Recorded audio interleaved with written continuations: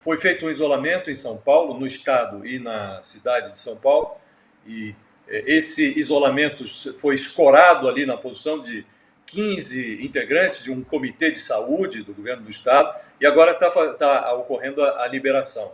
O senhor, como observador da cena, como ex-gestor da Prefeitura de São Paulo, acha que a abertura está se dando de forma lógica? As pessoas olham e veem, pô, é hora de abrir, no instante em que o vírus, o contágio ainda está numa ascendente. O senhor acha que estão abrindo corretamente o comércio, algumas atividades em São Paulo? Isso está correto ou não? Olha, Josias, eu acho que é inevitável você planejar a abertura. É inevitável.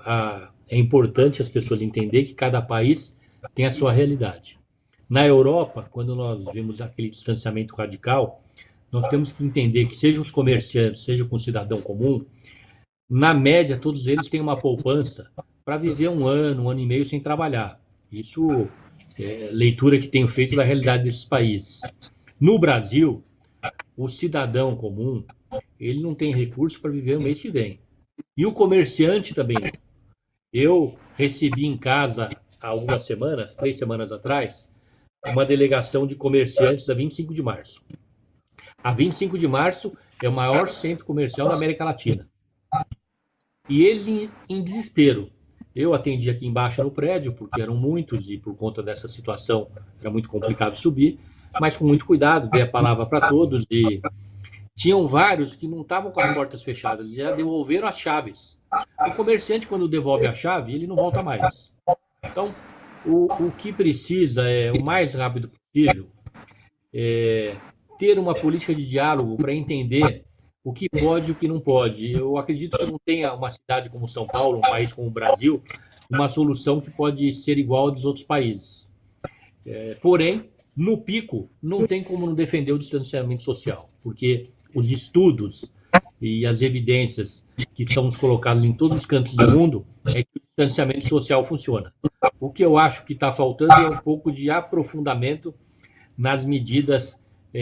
Por exemplo, esse pessoal da 25 de março, eles vieram aqui com a seguinte proposta: pô, Kassab, não é possível. Vamos fazer o seguinte: terça, quinta e sábado de manhã, só roupa masculina. E na calçada, com o distanciamento. Segunda, quarta e sexta tarde, roupas femininas. Está faltando entrar um pouco no varejo da discussão, não é? Para que a gente, porque São Paulo é muito grande, 13 milhões de habitantes, para que a gente possa dar solução também para os graves problemas das pessoas que vão ter, e ele é importante, só não é mais grave que a saúde, né? Eu discordo daqueles que falam, mas tão grave que não, não. Nada, eu sou filho de médico e eu aprendi com meu falecido e querido pai que nada mais importante que uma vida. Então, é evidente que enquanto o distanciamento social se justificar, ele tem que acontecer. Mas é muito importante que sejam retomados não, adotadas esses grupos de trabalho para ver como vai quedar o Zé Paulino aqui em São Paulo, na 25 de março, na Avenida Paulista, não é? Os shopping centers, está faltando as soluções que eu tenho visto, as diretrizes são muito globais ainda. Se entrar um pouco no varejo, que a somatória do varejo ela atinge milhões de pessoas numa cidade como São Paulo. Ministro, hoje o presidente Jair Bolsonaro deu uma ideia um pouco polêmica ao comentar sobre a extensão do auxílio emergencial. Ele disse que a equipe econômica está estudando, que devem ser mais 2 parcelas de R$ 300, mas que o Congresso está querendo um valor maior, e aí ele sugeriu que os parlamentares, então, diminuam seus salários para que o governo possa pagar esses auxílios emergenciais para a população aí no meio da pandemia. Eu não sei se é uma questão viável, mas como é que o senhor avalia essa provocação aí do presidente para o Congresso? Olha, primeiro é um recurso que de nada vai adiantar para a manutenção desse auxílio emergencial, não é? Eu defendo que seja estudado sim a extensão desse auxílio emergencial, até porque hoje as pessoas perderam o seu emprego e precisa o governo tá estendendo a mão para que elas enfrentem essa transição. E esse auxílio eu acho muito difícil que o governo extinga de uma hora para outra. Então, eu estou entre aqueles que entende que precisa, não sei qual é o patamar, se R$ 300, 400, 200, 500. Eu não gosto de falar sobre aquilo que eu não entendo.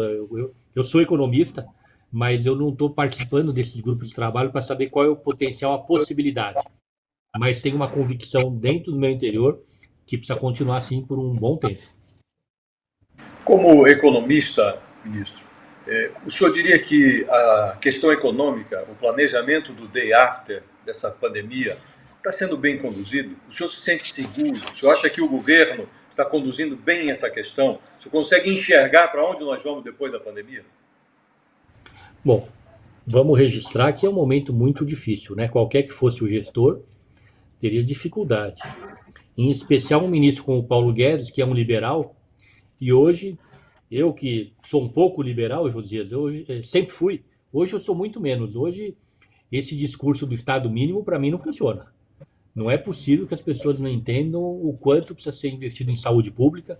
O próprio Partido Conservador na Inglaterra está programando já discutir a mudança no seu programa para que possa o Estado mínimo não ter mais um discurso tão abrangente. E aqui no Brasil não é diferente. Está claro que precisamos investir maciçamente no ensino público. Está claro que nós estaríamos fritos se nós não tivéssemos o nosso SUS, que tem funcionado bem e precisa ser melhorado, e agora com apoio político, porque aqueles que questionavam o SUS não questionam mais. Está clara a questão da segurança. Então, nós temos um ministro hoje que eu tenho respeito e acho que tem feito uma boa gestão, mas ele tem que entender que as suas posições têm que ser recicladas. Não existe mais Estado mínimo. Mas, em geral, com essa dificuldade toda, eu acredito que ele tem acertado. O país está em pé ainda, está respirando, e o ministro Paulo Guedes está à frente de todas essas diretrizes. Eu acho que realmente, entre falar se aprova ou desaprova, com uma palavra só, eu ponho aprova, eu não colocaria o desaprova. Qual